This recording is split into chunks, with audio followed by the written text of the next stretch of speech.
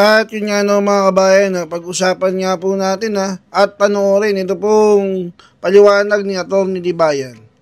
Doon nga po sa gustong mangyari ni Bongbong Marcos sa budget ng 2025. Bantakin nyo mga kabayan ipinapabasura ni Marcos Jr. yung mga petisyon ng mga individual katulad po nila Atty. Vic.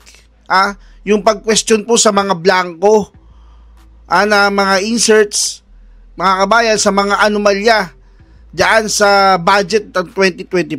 Kung tawagin nga po yan yan po yung pinakakinatay na budget sa buong sangkatauhan, mga kabayan. Yan po ang tawag dyan, mga kabayan. Mantakin mo, gusto po ipabasura ni Marcos Jr. sa pamamagitan syempre ng kanyang alalay na si Solicitor General, mga kabayan.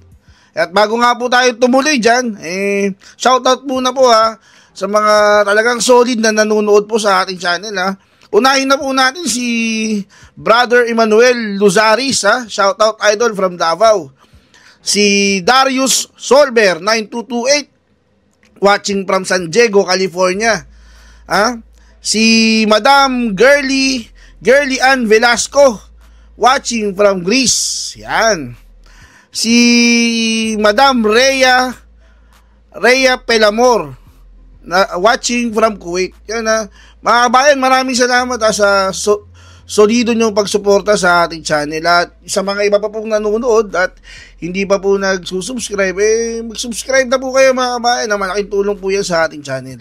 At hindi ko na nga po patatagalin pa, narito na po ang paliwanag po ni Atty. Libayan patungkol nga dyan sa gustong mangyari ni Bongbong Marcos na ibasura yung mga petisyon laban dun sa kinatay nilang budget sa 2025.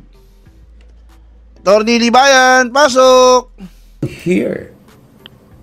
Because mga kabatos natin, yung OSG, this is just new, mga kabatos natin, galing sa Philippine News Agency. OSG asks Supreme Court to junk petition versus 2025 budget. Huwag ka naman killjoy. Yan nga yung mga gusto namin pag-usapan. Yung budget, yung impeachment, wala na kaming pakialam dun. Panakibutas na lang yung pag wala kaming pag-uusapan. Pero ito yung gusto namin pag-usapan, yung budget. Billion yan. Oh my goodness. Ano ba ang dahilan nila? The Office of the Solicitor dami kasi nating live stream, hindi na tuloy ako makapagbigkas.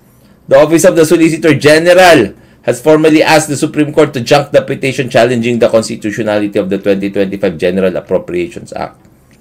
Natural lang naman sa kanila yan. Kasi nga, syempre, yung Solicitor General, siya yung abogado nung mga kinakasuhan. Okay? In an 89-page comment, nung na-final na February 27, sinabi niya na meron daw fatal procedural defects at utter lack of merit yung final na kaso. Okay? Sinabi rin nila, the petition before this honorable court does not represent a genuine concern for constitutional integrity but appears to be an attempt to merely impede the implementation of a law that is vital to the nation's progress and well-being of its people. I disagree. Sinasabi niya dito na parang pinipigilan lang daw nung kaso na yon yung pagpapatupad ng batas at yung pagprogreso ng bansa para umayos yung kalagayan ng mga tao.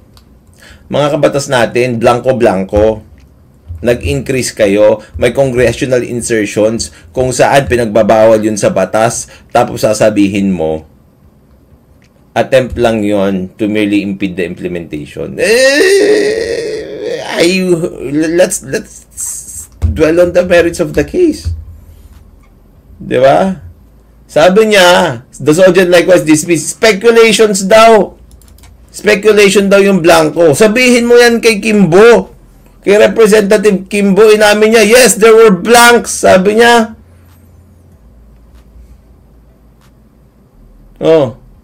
Speculation lang yun. Galing kay Kimbo mismo. Huawei is shaping the future. There are foldable phones.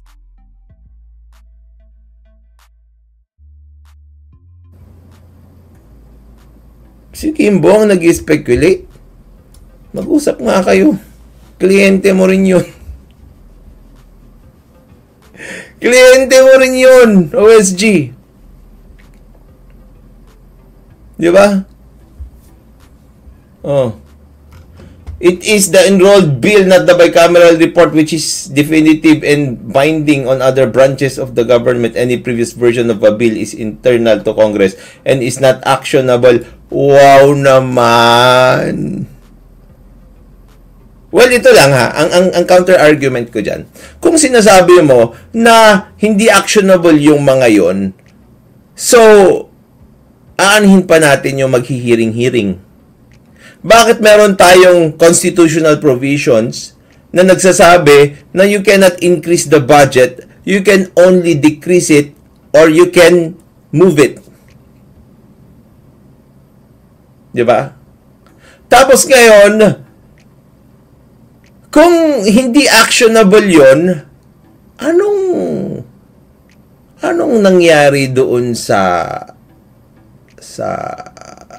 congressional insertions katulad ng PDAF?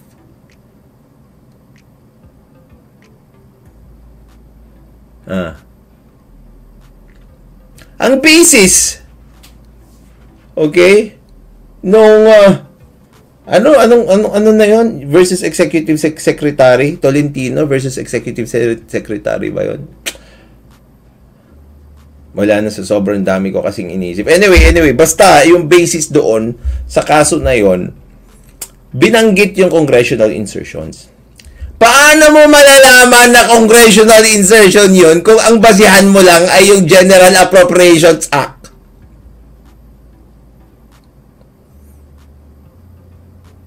Sige nga.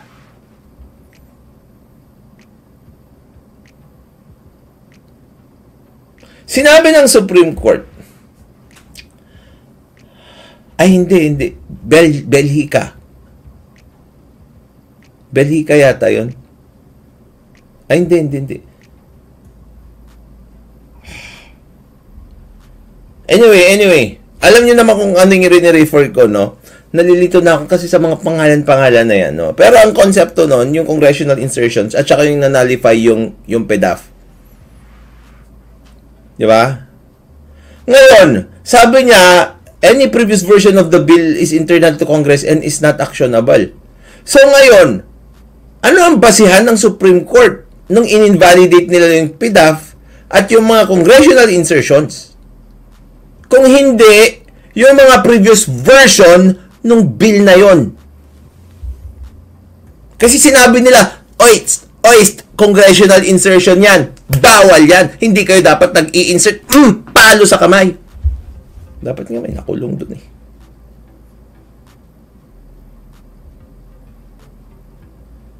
Belhika, no?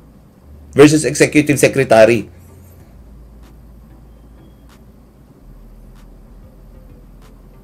Yun ba yun? But anyway. Basta yun. Ano magiging basihan mo ng congressional insertions? Paano mo malalaman na na-insert yun? Kung ang pagbabasihan mo lang, yung General Appropriations Act na nandoon na lahat.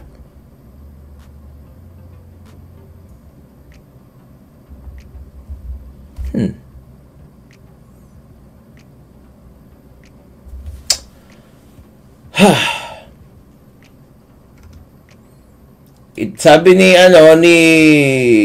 Isidro ito, yung blank items undermine the transparency and accountability in the budget process.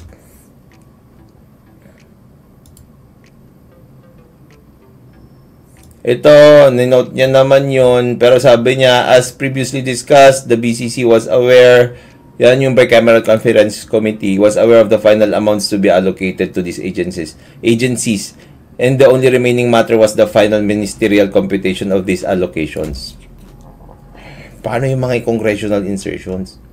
Hence, such allegations pertain to the internal rules of the Congress and its conference committees. Wala palusot eh.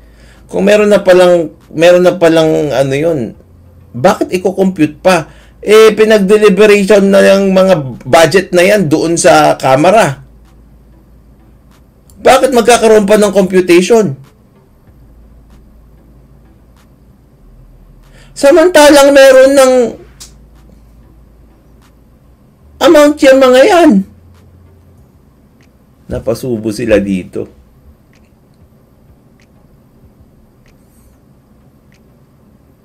Ministerial computation of these allocations. So, ibig sabihin, inaamin niya dito na wala pa talagang numero.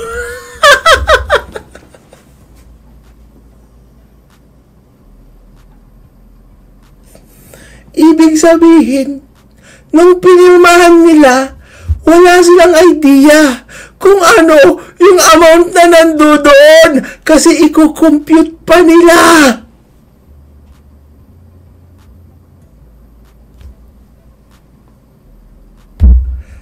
Well, thank you.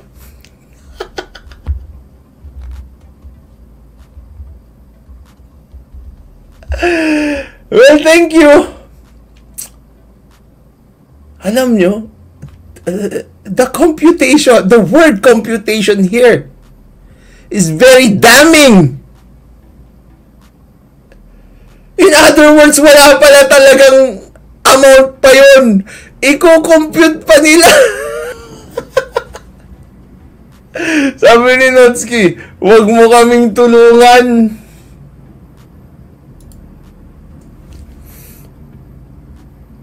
Blank pala talaga yon at iko-compute pa nila. Paano? Bakit nyo pinirmahan? Tapos yung mga pondo na yun, pinag-uusapan nyo yun from NEP to GAB 1, GAB 2. Tapos final GAB. Ito. Yung Department of Education budget. Pareho ang value sa baba, sa representatives at sa Senate. Pareho ang value. Diba? In other words, kasi anong trabaho ng Bicameral Conference Committee? Mag-reconcile, diba? In other words, pag ganun yung nangyari, wala nang i-reconcile. Bakit? Kasi nga, pareho na yung budget eh. All you have to do is adapt kung ano ang napag-usapan ng House of Representatives at saka ng Senado. Kasi, ang Bicameral Conference Report naman, dyan naman nagkakaroon yung mga harmonization.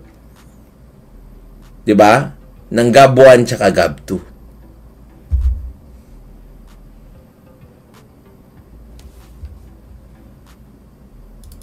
Computation.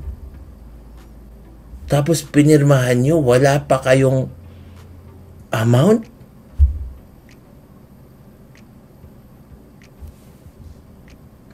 Petitioners do not in fact allege that the supposed blank were determined by persons other than the people's duly elected representatives.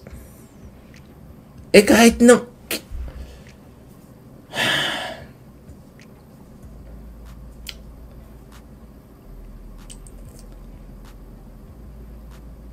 Hindi mo talaga maintindihan yung sinasabi niya dito. Kung magkakaroon ng ministerial computation, paano mo sasabihin na may na-determine na by persons other than the people's duly elected representatives?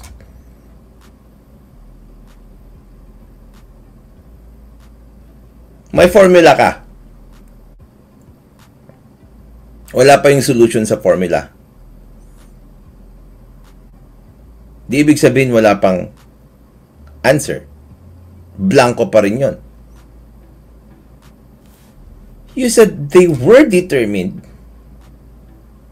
Pero magkakaroon pa rin ng ministerial computation of these allocations.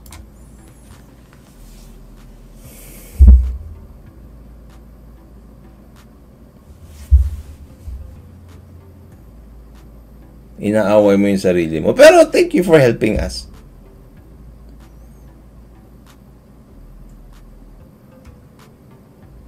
Napakagulo nitong paragraph niya na ito, no? They do not allege that supposed blanks were determined by persons. Blank nga, tapos na-determine. Were determined. Tapos, magkakaroon pa ng ministerial computation.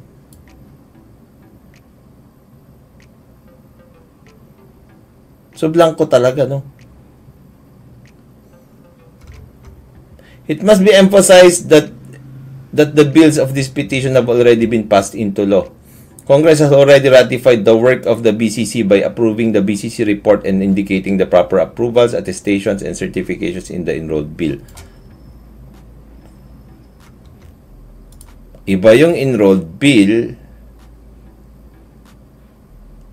iba yung bicameral report. Nililito mo yung tao ito. Nililito mo yung tao dito. Such passage into law indicates that the bills that eventually become RA 12116 were indeed passed by Congress as held by this Honorable Court. What is important is its report is subsequently approved by the respective houses of the Congress.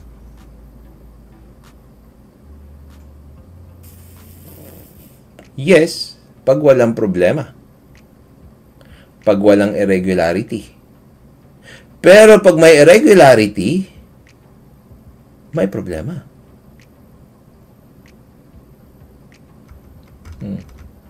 The enactment of Republic Act 12116 has decisively upheld the system of checks and balances that is integral to our democratic framework. The President's exercise of veto power over specific items within the bill underscores the executive's crucial role in ensuring that appropriations align with national priorities and fiscal discipline. Ano to? Irrelevant, Your Honor. Okay. Anong checks and balances yung sinasabi mo dyan? May checks and balances pa na isa, which is yung Supreme Court. So, this is irrelevant. Okay? Because part of the power of checks and balances, and you know that very well because you're a lawyer, di ba? Is the power of the Supreme Court of Judicial Review. To determine whether or not an instrumentality of the government committed grave abuse of discretion amounting to lack or excess of jurisdiction. That is also